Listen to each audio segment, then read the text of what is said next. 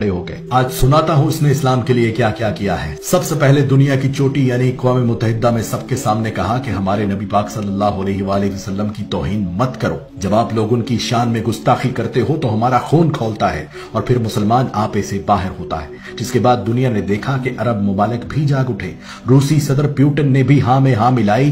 Chechnya کے مسلمان اش اش کر اٹھے۔ اردگان نے گلے سے لگایا۔ محمد بن سلمان چل کر پاکستان آیا۔ ملائیشیا، قطر، امارات، ایران، افغانستان، بنگلہ دیش، غرض ہر مسلمان ملک نے اس شخص کو خراج تحسین پیش کیا۔ اسی اسلامی جمہوریہ پاکستان میں قرآن مجید اور دیگر پاک کتابوں کے لیے امپورٹ کیے جانے والے پیپر تک پہ ٹیکس لگا ہوا تھا، جو ٹیکس اس عمران خان نے ختم کر دیا کہ دینی کتب ہر پاکستانی کم سے کم ہدیہ میں خرید سکے۔ سمندر پار سری لنکا میں وبا سے مرنے والوں کو جلا دیا جاتا تھا۔ وہاں کے مسلمانوں کی دہائی سن کر اس عمران خان نے سری لنکن حکمران کو اس بات پر قائل کیا کہ مسلمانوں کو اپنے پیاروں کو جنازے پڑھانے دو، جس کی بات مانتے ہوئے سری لنکا کی حکومت نے قانون بدل دیا۔ سرور کائنات کی ولادت پر درود و ذکر مصطفیٰ اور اسمبلیوں میں چراغاں کر کے اس وطن کی فضاؤں کو حضور کے ذکر سے معطر کر دیا۔ رحمت للعالمین اکیڈمی بنا دی کہ جس میں علماء اکرام کو شامل کیا اور کہا اس قوم کے بچوں کو نبی پاک صلی اللہ علیہ وآلہ وسلم کی زندگی پر چلنا سکھائیں۔ اسکولوں، کالجوں، یونیورسٹیوں میں قرآن پاک اردو میں پڑھنا لازم قرار دے دیا کہ اس کے بغیر ڈگری بھی نہیں دی جائے گی۔ ایاک نعبد و ایاک نستعین کا ورد کرنے والے اس عمران خان کا چرچا پوری دنیا کے میڈیا پر ہوا کہ اس دنیا میں ایک مسلمان لیڈر ایسا بھی ہے جو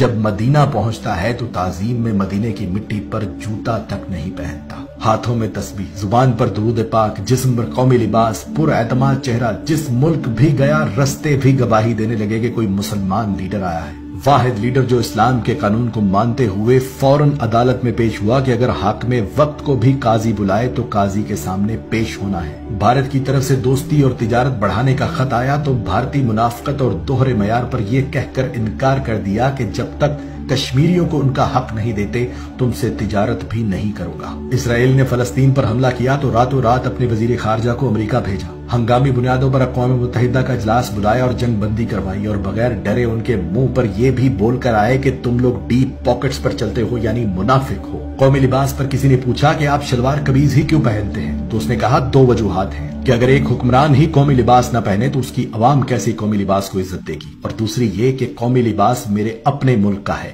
میڈ ان پاکستان ہے، تو میں چاہتا ہوں کہ ہم میڈ ان پاکستان چیزیں ہی استعمال کریں، اور جب تک میں خود مثال نہیں بنوں گا دوسروں سے بھی توقع نہیں کرنی چاہیے۔ یہاں تک کہ بینک ملازمین کو بھی کہا کہ آپ لوگ بھی کوشش کریں قومی لباس پہنے، کیونکہ قومی لباس میں سادہ عوام آپ سے زیادہ اعتماد سے بات کر سکتے ہیں۔ وہ اور بات ہے کہ اس کے اس مشورے پر میرے ٹی وی چینلز پر بیٹھے فنکاروں اور تجزیہ نگاروں نے مزاح میں اڑا دیا۔ واحد لیڈر جس نے بے حیائی ختم کرنے کے لیے عورتوں کو قرآن کے مطابق کہا کہ پردہ کریں، کپڑے ٹھیک پہنے، حالانکہ یہ عین حکم قرآن ہے کہ اپنی عورتوں سے کہہ دو کہ جب باہر نکلے تو اپنا جسم ڈھانپ لے، مگر اس مشورے پر بھی میرے میڈیا سمیت اپوزیشن اور تمام علماء اکرام میں سے بھی کوئی اس کی حمایت کو نہ آیا اور وہ مشورہ بھی مزاح میں اڑا دیا گیا۔